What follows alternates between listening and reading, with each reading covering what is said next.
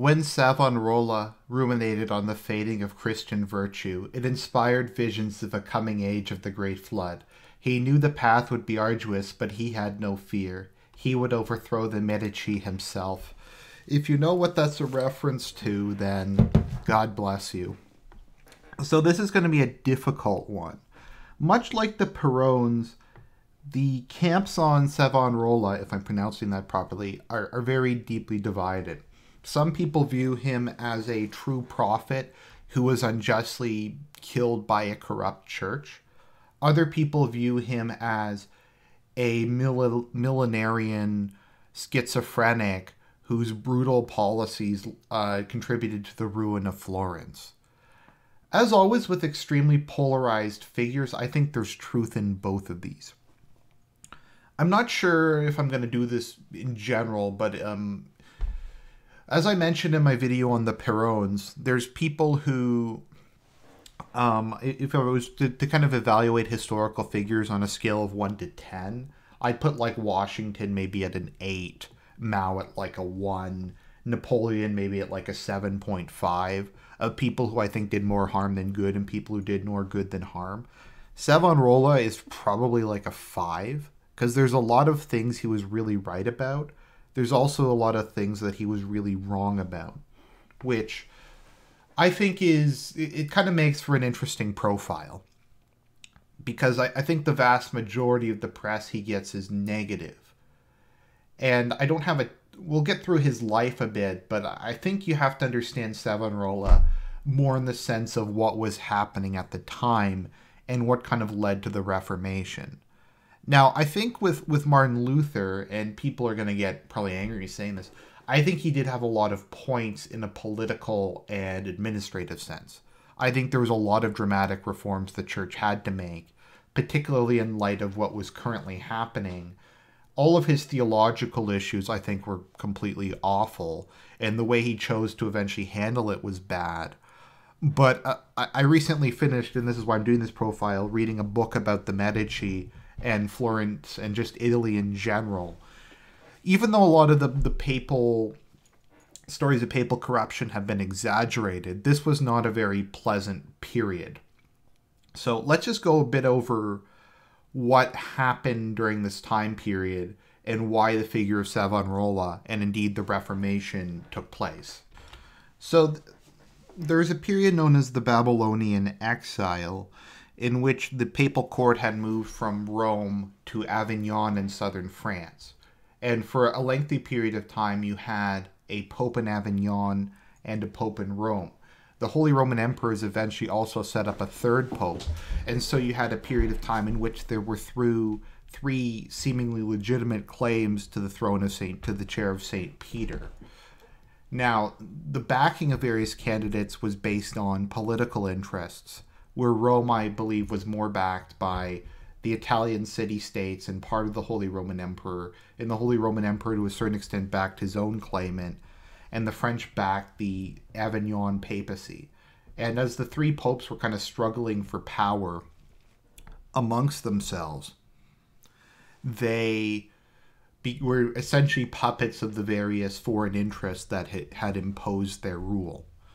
So eventually kind of what happened, and I think was kind of the sign of things to come, is the Medici bet on the man who would become John the 23rd, aka the Pirate Pope. The Pirate Pope had made his fortune, I believe, plundering ships off the coast of Naples during one of the endless Italian wars, and was an incredibly rich man. He was also an exceedingly awful man who had numerous bastard children and never took any of his religious duties seriously to any extent. When he came to power, he immediately started just giving money to the Medici. He gave them control of papal banking, and corruption just flourished under his reign. What wound up happening to him was the Holy Roman Emperors decided that they were going to resolve the whole thing, and they basically forced all three claimants of the papacy to resign in favor of a compromise candidate. The entire just nonsense of the papacy being divided between three people, though, I just like to say I'm not an expert on church history. This is just my understanding from what research I've done, led to a lot of cynicism within Christendom, because you had three separate popes, one of whom was basically a puppet of the French, one of whom was a puppet of the Holy Roman Emperor. The third one was kind of powerless in Rome, and people just weren't really sure who to back. And it just showed a church that was in a state of complete chaos. Also, can you imagine what it would be like today if we elected a pirate pope? I mean, it's just absurd. But yeah, that was a big issue. So eventually, when that was resolved and the popes came back to Italy, there was the issue of the Papal States. Now, the Papal States was an ongoing problem because, on one hand, they were too big to ignore because they covered basically all of central Italy. So they had to be a part of any great power's plan who had designs on Italy's plan. So they had to be brought under control. If the Holy Roman Emperor wanted to conquer Italy, he'd have to subjugate the Papal States. Same with the Spanish, same with the French. They were literally in the middle of the peninsula. And they were, but on the other hand, they were also kind of the predominant power on the peninsula, along with Naples, Venice, and Florence. They were just too big to ignore. And they were big enough to the point that other states wanted to grab some of their territory. On the other hand, the Papal States were too small to defend themselves. They didn't really have a standing army. They had to rely, as most Italian cities did, on mercenaries. But generally speaking, their armies performed pretty poorly. And so you have this state where there's the Papal Estates, which are not strong enough to be independent, nor are they small enough to escape notice. And so the popes had to resort to the only weapon they had, which was faith. So they would often excommunicate people they went to war with. They would use it, basically their authority, to force various factions to back them in their wars. And this, once again, led to a lot of cynicism, because you see this office as the supreme leader of Christendom being used for the pettiest of political purposes. And what this eventually led to was the War of the League of Cambrai, in which Julius II was attempting to expand his position within Italy, and he more or less coerced or offered stuff to various factions to go along with him. And a war against, I think it was initially Venice, but it eventually just expanded.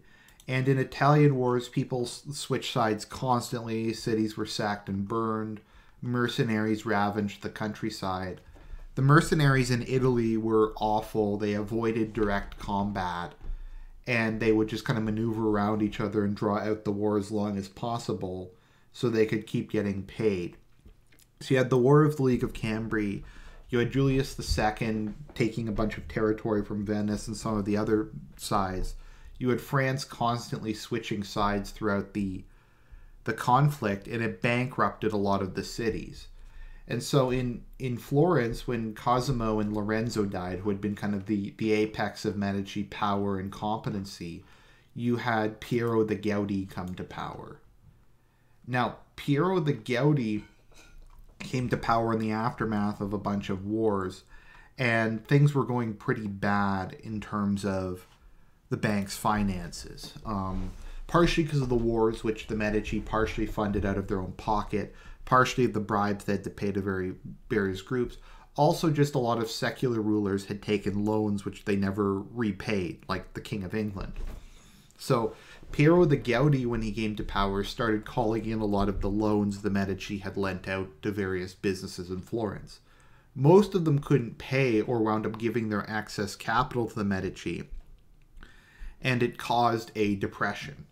So Florence was kind of spiraling downward in terms of its prestige, its culture, etc. And it became less and less wealthy. It was also a time of great decadency, where as the lower classes became more and more, became poorer relative to the upper classes, the Medici and upper class displays of wealth and power no longer seemed as exercises of civic virtue anymore, but as mere exploitation of the masses. Also, as Medici fortunes declined, they began to take more and more from the exchequer, cement their political power more and more through corrupting the state bureaucracy. And it was just a combination of different factors. So you had that. The papacy was also periodically a puppet of the Medici, as they basically financed it and ran the papal banking system. So into this, we eventually, after Julius II died, we go through a couple more popes until we come to Pope Alexander VI, aka the Borgia Pope. Now, the Borgia Pope is noted and is infamous not only for his role in Assassin's Creed, but of just being arguably the most personally corrupt pope in history. The book I was reading states he's the first pope who we know for certain bought the papacy outright. So, Pope Alexander VI both bought the papacy. He made his illegitimate son, Cesare Borgia, a cardinal and put him in command of the papal armies. He basically founded another Holy League solely, largely for the sake of just conquering stuff.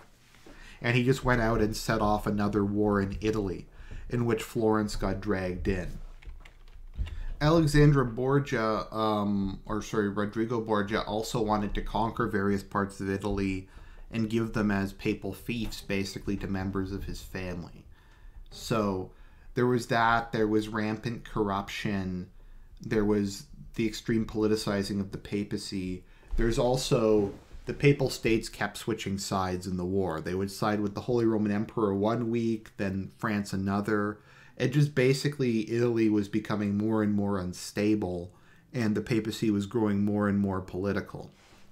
And it should be noted that from people I've talked to about Alexander the Sixth, they say as bad as he was, in terms of his personal life, he's noted for being a great defender of religious orthodoxy.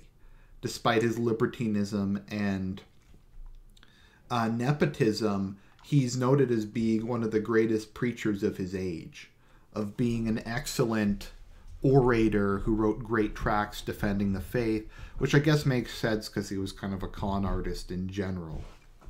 So, after Alexander VI died, we had Pius III, who came to power and immediately tried to reform things and reduce expenses, do away with some of the corruption, and he was poisoned almost immediately after taking office. So, sorry, Julius II went after Alexander. Well, that's a mistake. Oh, well, I'm not redoing this. It goes with the general theme. So then we had Julius II, who kind of expanded upon the military policies of Alexander the Sixth, and he was noted for further expanding the influence of the Papal States throughout Italy. He personally led armies himself and was called the Warrior Pope. Kind of a joke that was told about him during the day was, when asked how he could enter heaven with so much blood on his hands, he said, "I will storm the gates," which I thought was pretty amusing, to be honest. So he was another great patron of the arts. So following the death of Julius II, we have Leo X, who eventually would be the pope who would cause the Reformation. Leo X was a Medici pope who was just a massive spender. My understanding is he had an elephant that he would keep, and when the elephant died, he ordered like a full-size portrait of the elephant. And he said when he came to power, God has given us the papacy, so we shall enjoy it. A lot of people believe he was actually an atheist who just took on the papacy for the wealth and power. He also did a great deal to advance the interest of his family. He was, to fund his lavish lifestyle, he's the one who eventually led to the indulgence factory and just tried to squeeze every bit of money he could from Christians throughout Europe. And which is kind of one of the things that eventually set off the Reformation, was his greed, corruption, and lavish lifestyle. So why am I talking about all of this when Savonarola existed largely during the time of the Borgia Pope, Alexander VI? Well, I think it's just to give a general idea of the kind of environment that he was coming into both before and after. and why people were so willing to follow him. You had a corrupt, declining Venice in which the gap between rich and poor was expanding. You had a church that was increasingly corrupt and involved with worldly affairs. And so Savonarola comes into this mix. So Savonarola came, from my understanding, an upper middle class family in Ferrara. He went to university, in which he earned a Master's of Arts degree from the University of Ferrara. Savonarola would go on to become one of the great, most educated men of his age, earning, as one person put it, virtually every degree that is possible to earn. At a young age, he became extremely cynical about the way the church was going, as well as becoming extremely religious. Eventually, over time, these two would kind of coalesce, and he decided to become a friar. Now, a friar is someone who is a member of a monastic order, but rather than living in a monastery, preaches. They go from city to city, normally wearing black robes, and actively preach and kind of run schools and do stuff like that. I mean, there's cloistered nuns, and then there's nuns who like go out into the community, and they're kind of like that. So almost very early on, he began writing works calling on people to repent, calling on to fix the corruption of the church, and in general, just that people had to leave behind all the sin and corruption that was endemic at Italy at the time. So he went to join the Dominican order, and one of his famous treatises he wrote was on Contempt of the World, in which he called on readers to fly from the world of adultery, sodomy, murder, and evil. Now, this is around this time that he started to have his first visions. Savonarola would have visions throughout his life. He was bothered by his impure thoughts with regards to chastity, and he had a dream in which he was drenched in a cold shower, and he claimed that that rid him of impure thoughts for the remainder of his life. So Savonarola, after joining the Dominican order, he told his father that he wanted to become a Knight of Christ. So almost immediately after becoming a friar, he became a priest as well. So he once again, he extensively studied logic, scripture, philosophy, etc. The Dominicans were founded as being kind of an intellectual order. They're supposed to be the vanguards of theology and of orthodoxy. Eventually, the Jesuits would also have a similar role, although today they're kind of corrupt. So he went from city to city as a teacher. He was a very well-noted preacher who would go around and give fiery sermons calling on people to repent and denouncing the corruptions of his day. From my understanding, initially people really disliked him, but as society continued to disintegrate, more and more people became receptive to his message. So he just kind of went on studying, etc., etc. He taught things such as logic, ethics, philosophy, wrote a bunch of devotional works. He eventually, though, was sent to Florence, where he was initially put off by his forth-spounding speech and strident style. His kind of Puritanism and his rejection of the world in favor of faith was completely foreign. Under the Medici, Florence had become progressively more humanist and secular. Prostitution and homosexuality were widely practiced, as was, from my understanding, pornography, gambling, and any number of vices. The upper class in particular lived very lavish lifestyles, but with the financial depression, this became increasingly unpleasant to the lower classes. While he was working there, he had a vision in which he decided that heard that God told him there were 7 reasons why the church was about to be scourged and renewed. He had visions of a great flood that would come in from the north, led by a Cyrus the Great type figure that would purge the church and return it to a more pure and Christian focus. So Savonarola went across northern Italy preaching his apocalyptic visions of the need to purge the church and how the apocalypse was coming. Eventually, he grew to such fame that the Medici asked him to come to Florence to be the personal spiritual advisor to the family to the Medici, and Lorenzo the Great became a patron of him. So he continued preaching largely from the Epistle of John and the Book of Revelations. And it was around this time that he really took off. And he began to draw immensely large crowds. He denounced tyrants. He talked about the freedom of the people. He talked about the neglect and the exploitation of the poor. He complained about the corrupt clergy and told everyone to repent before the purge. Now, what began to happen was, once again, the people were starting to get tired of the corruptness and excess of the upper classes. Clerical corruption was a big issue. Simony was extremely common. Now, what simony is, it's the selling of offices to people who give you money. Now, in a sense, this has always kind of been something that happened. It's not uncommon for noble families who have too many children to send at least one of them to the church and to kind of buy a position for them. If the person was actually competent at their job, that's not really a big issue. It was a way for the papacy to raise money other than just begging for donations from often poor parishioners.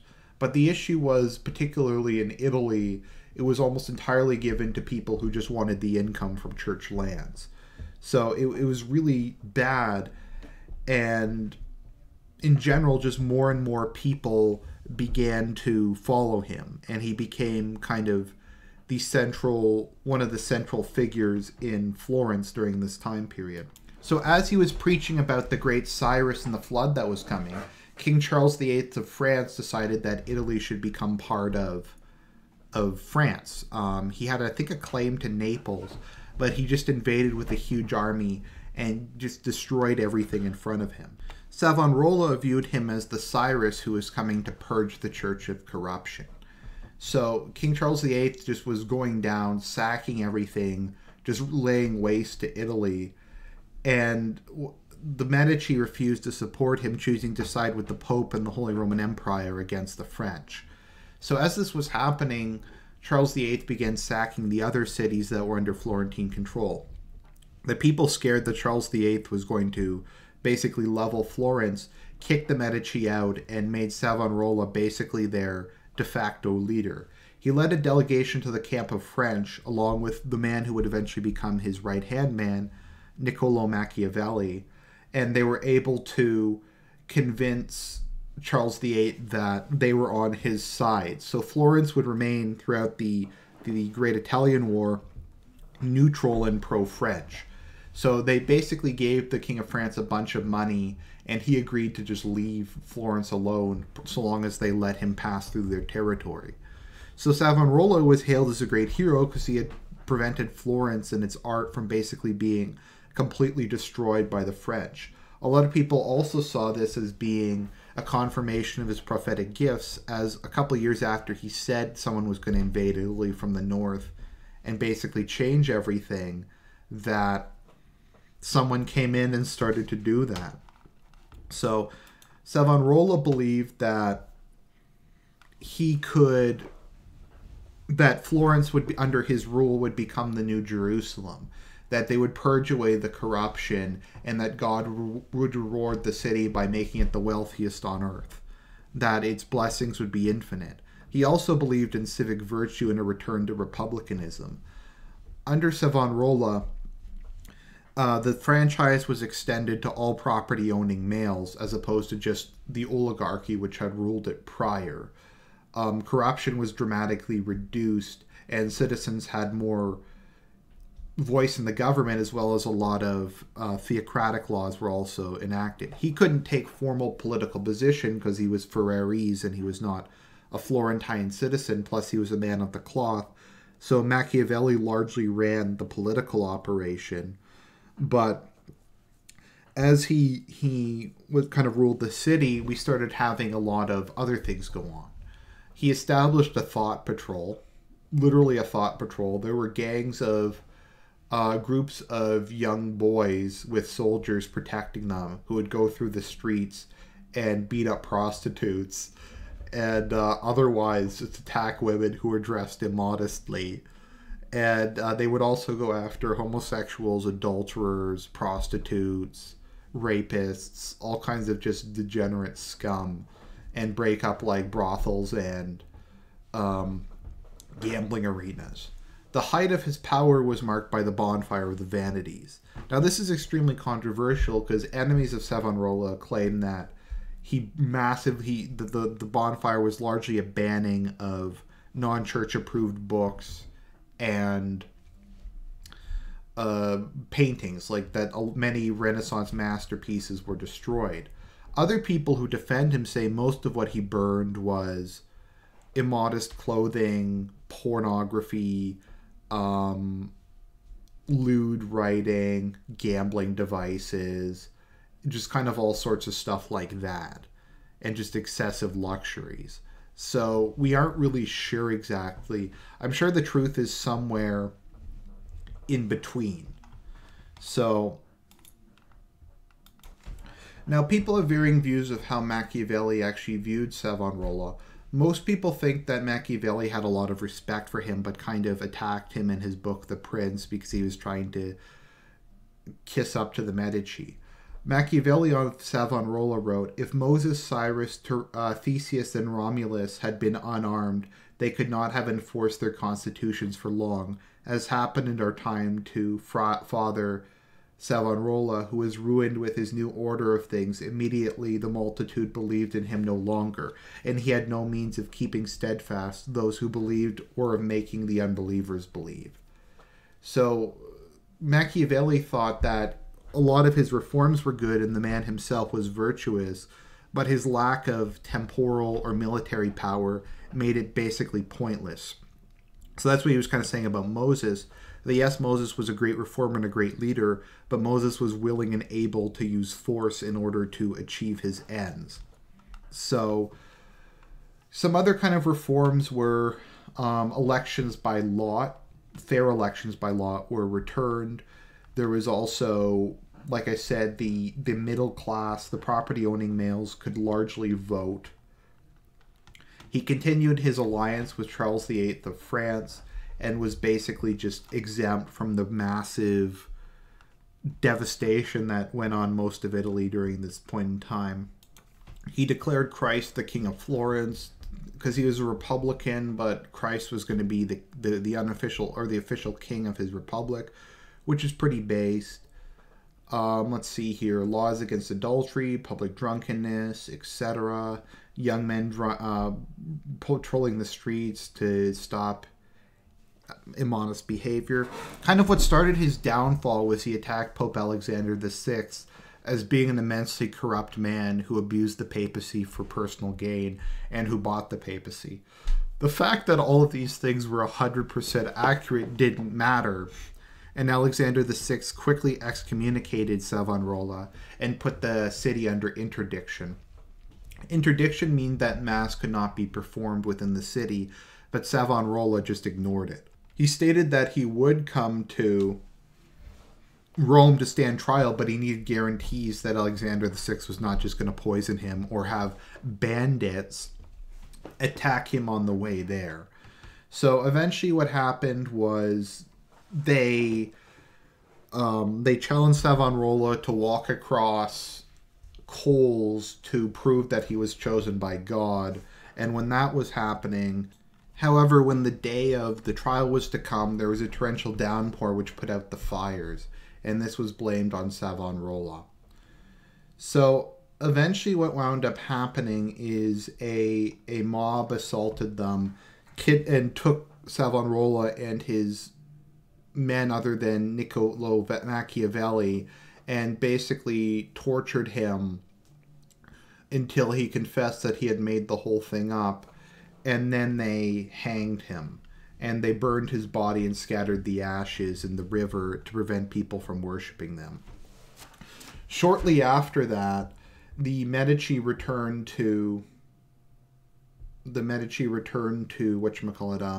Florence, and the Pope Leo X installed them as being the Grand Dukes of Tuscany, and they had hereditary rule from there on out. So what can we take away about Savonarola? He was a man who, can we say that he was crazy? Can we say that he was delusional? Were his visions actually from God? Did he actually have visions? I think both can probably be true. I don't see there's not a reason that he couldn't have had some divinely inspired visions and others not be. I'm not really sure. Savonarola kind of represents the last attempt at, one of the last attempts at real serious reform in the church before the Reformation happened. The fact that shortly after his death, Pope Leo X would come to power and basically sink the whole thing speaks volumes. Martin Luther was a great devotee of him and viewed him as a reformer who was kind of his predecessor. So I think we can view him.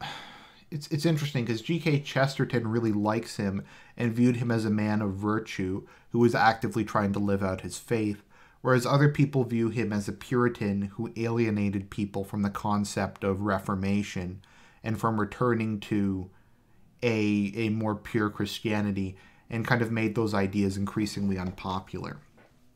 As to how I feel about him, I think once again the truth is somewhere in between. I think his calls for reform and a return to kind of a simpler life and speaking out against the degeneracy and corruption of his day was probably good, and I largely agree with that. So as I agree with the whole thought patrol thing, the problem with Savonarola was he didn't really have a practical way of implementing his policies, and as soon as the French left, his democratic republic was due to collapse. He relied too much on probably a misguided view that God was going to suddenly intervene and completely alter the course of Italian politics. And while he was a great visionary, he just wasn't really in a position to carry out any of his ideas. He did serve as an influence to many of the reformers, and I think he kind of represents a bit what might have been if church authorities would have taken him more seriously and reformed their court along the lines that he proposed. So hopefully that's interesting. I know I got a lot wrong in terms of timelines for this, but it's super complicated. I just thought this was interesting, and I just finished the book, and I don't know if I'd ever have kind of opportunity to talk about him again. So I haven't done a IRL character profile in a while. So that is Savonarola, and I'll talk to you guys later.